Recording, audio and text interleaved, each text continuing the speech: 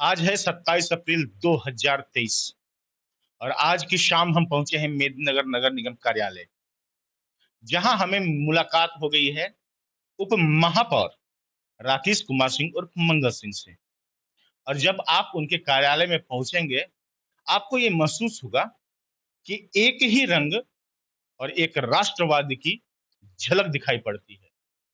आइए, आज अंतिम दिन, ये भी कह सकते हैं कि उनके कार्यकाल का अंतिम दिवस है, जब ये 5 साल 2018-23 के सत्र के बाद, आज के बाद, यानी कि कल 28 अप्रैल 2018 को शपथ ग्रहण लिया था। पूरे 5 साल के कार्यकाल पूरा होने पर पहली बात, मंगल सिंह के मन में क्या चल रहा है, जब चारों ओर, चाहे वो आपके सीट का हम तौलिया देखें या पर्दा देखें या बोर्ड नाम देखें, हर ओर भगवा है। और आज कार्यकाल पूरा हो रहा है, तो कितना संतुष्ट हैं अपने कार्यकाल से कि हाँ, हमें जो जिम्मेदारी दी गई थी उसे हमने पूरा किया है। बहुत बहुत धन्यवाद।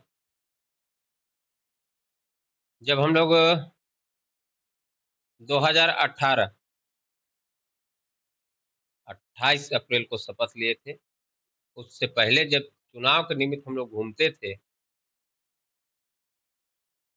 लगभग 17 वार्ड नगर निगम में ग्रामीण क्षेत्र से लिया गया था, जिसमें कहीं पर भी सड़कें नहीं थी, नालियाँ की कोई सुविधा नहीं थी। उसके साथ-साथ पुराने वार्डों में सफाई के लिए आप सूची देख सकते हैं कि लगभग 4-5 टेम्पू, 4-5 ट्रैक्टर और 2 ट्रक, जिसकी बहुत ही स्थिति खराब थी। हमारे सफाई कर्मियों का वेतन भी 2-3 महीने का लगभग गिरा हुआ था। इतनी बड़ी चुनौती, और उसके बाद 17 वार्डों ग्रामीण क्षेत्रों को नगर निगम में काम करना, तो हम लोग सबसे पहले आकर के कर्मियों का बहाली, सबसे पहला उद्देश्य रात्रि सफाई। आप पहले देखते होंगे कि चाहे मेन मार्केट हो, चाहे थाना का मेन रोड हो, जहाँ पर कूड़े का अंबार लगा हुआ रहता था। तो सबसे पहले हम लोग रात्रि सफाई पर फ़ोकस किए, उसके बाद लोगों को जागरूक किए। हम लोग संडे में कम से कम महीने में 1 दिन, 2 दिन अपने से सफाई पे निकलते थे, मानिए सभी लोगों के सहयोग से। और एक मैसेज देना चाहते थे कि अपने शहर को स्वच्छ और सुंदर रखना है। उसके साथ-साथ बढ़ते क्रम में हम लोग गाड़ियाँ के साथ-साथ सफाई कर्मी सब में लगे। उसके बाद गाड़ियों की संख्या बढ़ाई गई। धीरे-धीरे, धीरे-धीरे हम लोग आज अच्छे पोज़ीशन पर हैं सफाई में। आप देखे होंगे कि इस वर्ष मेदिनीनगर निगम को रैंक भी अच्छा मिला है। बीच में कोरोना का, वैश्विक महामारी का भी हम लोगों ने सामना किया। उसमें भी हमारे नगर निगम के कर्मी को हम बहुत-बहुत साधुवाद और धन्यवाद देते हैं कि जहाँ पर लोग जाते नहीं थे, जहाँ कोरोना से पीड़ित लोग रहते थे, वहाँ पर जाकर सफाई करना, नित्य पूरे शहर का सैनिटाइज़ करना, इसलिए सबसे ज़्यादा बधाई के पात्र उनके साथ-साथ हमारे सभी जनप्रतिनिधि जितने भी पार्षद हैं, माननीय पार्षदों के सहयोग से आज लगभग नए जितने वार्ड यहाँ जुड़े हुए थे, सभी में मुख्य रोड बन चुका है। ब्रांच रोड भी बहुत सारा बना है, नालिया का भी बहुत सारा निर्माण हुआ है, कुछ-कुछ छूट गया है। यदि कोरोना काल नहीं रहता तो वो भी पूरा हो जाता।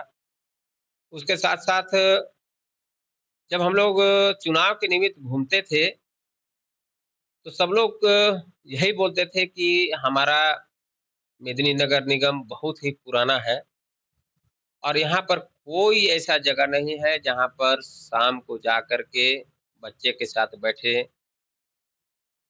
सारे लोग रोड पर मॉर्निंग वॉक किया करते थे, जिससे कभी-कभी आप सुनते होंगे कि दुर्घटना का भी शिकार होना पड़ता था। तो हम लोग ने एक सारे परिवार मिल कर के नगर निगम के सारे जनप्रतिनिधि मिल कर के एक संकल्प लिए कि हम लोग कुछ ऐसा काम करेंगे कि जो ज़िम्मेवारी मिला है हमारे कंधे पर, तो हम लोग उसका हमने बड़े तालाब में जो पथवे के साथ-साथ उसका सौंदर्यीकरण कराया, जहाँ पर आप देखते होंगे आज हज़ारों लोग जा कर के सुबह-शाम मॉर्निंग वॉक करते हैं, योगा करते हैं, बच्चे खेलते हैं। गांधी मैदान, मेरिन ड्राइव और कोयल रिवर किनारे छोटे-छोटे सारे पार्कों का निर्माण कराया गया। लाइटिंग की मुख्य रोडों में सारी व्यवस्था कराई गई। उसके साथ-साथ जितना भी जलापूर्ति योजना यहाँ थे जीर्ण-शीर्ण अवस्था में, सभी को ठीक कराया गया। सेकंड और थर्ड फेज़ का टेंडर भी हो गया है। अभी चूँकि कोरोना काल के कारण उसमें लेट भी हुआ है और अभी उसका टेंडर डिसाइड भी बहुत जल्द होगा।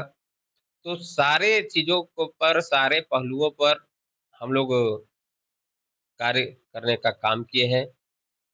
डिप्टी मेयर महोदय, आपने कहा कि साफ-सफाई पर हमारा शुरुआत से ध्यान रहा।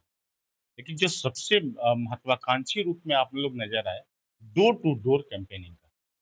डोर टू डोर जो कचरा उठाव का जो व्यवस्था है, मानते हैं कि वो सफल रहा और जो आप अमली जामा पहनाना चाहते थे, वो धरातल पर उतरा? देखिए डोर टू डोर जो हम लोग प्रारंभ कराए हैं, तो कोई भी काम को प्रारंभ करने में कठिनाइयाँ होती हैं, उसकी आदत भी डालनी पड़ती है। हम 100% सफल तो नहीं बोलेंगे, लेकिन आप जिन-जिन वार्डों में अभी डोर टू डोर कलेक्शन हो रहा है, हम अपने से नहीं वहाँ के जा पूछ सकते हैं कि इनको उनके रोडों में पहले कितनी कचरा की अंबार लगी हुई रहती थी। आप स्वयं जाकर के उनसे पूछ सकते हैं कि अभी डोर टू डोर कलेक्शन से उनको कितना फ़ायदा है। उसके साथ-साथ कचरा के अंबार से एक उस रोड का घूमने-फिरने वाले लोगों को कठिनाइयाँ जैसे हम बोले कि रात्रि सफाई जब हम शुरू से प्रारंभ कराएँ, तो सुबह में लोग निकलते हैं, तो अपने घर से बाहर निकलते हैं, तो पहले एकदम गंदगी का अंबार हुआ लगा रहता था। आप बाज़ार में मेन मार्केट में जाते हनुमान जी के मंदिर के पास, तो आप बरसात के दिन में तो जा ही नहीं सकते थे। इतना गंदगी का अंबार लगा हुआ रहता था कि 1 बजे रात के बाद किसी दिन जाइएगा, तो आप देखिएगा कि मेरा बाज़ार पूरा क्लीन रहता है। और मेरे सफाई कर्मी ठंडा, गर्मी, बरसात सफाई करते हैं। आप यदा-कदा कभी भी हम लोगों का सफाई कार्य में करने वाले यदि फ़ोटो को आप चेक करिएगा, तो सप्ताह में 1-2 दिन हम भी स्वयं जाते हैं, देखने, निरीक्षण करने के, घूमने के ख़्याल से। देखिए, इस बात से इनकार नहीं कर सकते हैं कि आपकी सक्रियता रही है और कहीं न कहीं आप मेयर के हमेशा साथ में कदम से कदम मिला कर के चलने का भी प्रयास किए हैं, इसके अलावा अपना संगठन का भी काम किए हैं, इसमें कहीं कोई दो राय नहीं है। देखिए, आपने कहा कि ब्रांच सड़कें भी बनाई गई, उसके साथ नालियाँ बनती चली गई। देखिए, सिर्फ़ कहा जाता है कि सिर्फ़ जो चर्चा होती है कि लीपा-पोती हुई, उन्हीं नालियों को उसी तरह से बना दिया गया, उसमें कुछ बड़ा निर्माण नहीं किया गया ताकि वो पूरी तरह से कहा जा सकता है कि संवेदक की कार्यशैली को कहें या जिस रूप में या निरीक्षण नहीं हुआ, ये कहा जाता है कि वो सिर्फ़ लीपा-पोती है। इसे किस रूप में डीपी मेयर देखते हैं? देखिए, शहर में 7 बड़े नाले हैं। अब पंपू कल के पास जो बड़े 2 नाले हैं, उसको में से एक नाले को हम डाइवर्ट कराएँ। पहले पंपू कल में नालिया का पानी जाने का शिकायत बराबर आपको मिलता होगा और एक नालिया को बना करके उसमें पनसोखा बनाएँ। अब आ जाइए आप सेवा सदन के पास, जो जिला स्कूल के पास बड़ा कल्भर्ट बना करके उस नाले को बनवाएँ। उसके बाद आ जाइए आप धोबी मोहल्ला। आज तक आजादी के बाद वो नाला का निर्माण नहीं हुआ। उसमें लगभग 6 से 7 फीट गंदगी बैठा। धोबी मोहल्ला के बाद आप कुंड मोहल्ला में आ जाइए, जहाँ 2 बड़े-बड़े नाले का निर्माण कराया गया है। आप वहाँ पर जाकर देख सकते हैं कि लगभग 7 से 8 फीट गड्ढा में मलबा जमा हुआ था। उसके पास आप आ जाइए मेरा साहित्य समाज चौक वाला नाला, वो उस नाला का जाकर आप निरीक्षण कर लीजिए। उसके बाद आप आ जाइए बीएन कॉलेज से हदहदवा नाला। उसके बाद आप शांतिपुरी में देखते होंगे कि प्रत्येक साल सभी के घरों में पानी घुस जाया करता था। उस नाला का निरीक्षण कर लिया कीजिए।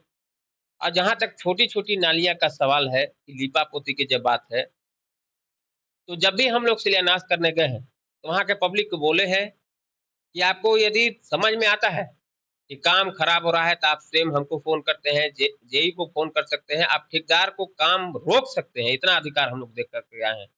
हम लोग को जब भी शिकायत मिला है, उस पर हम लोग कार्रवाई किए हैं, फिर से काम करवाए हैं, इसका फ़ोटो प्रामाणिकता हम लोग दे सकते हैं।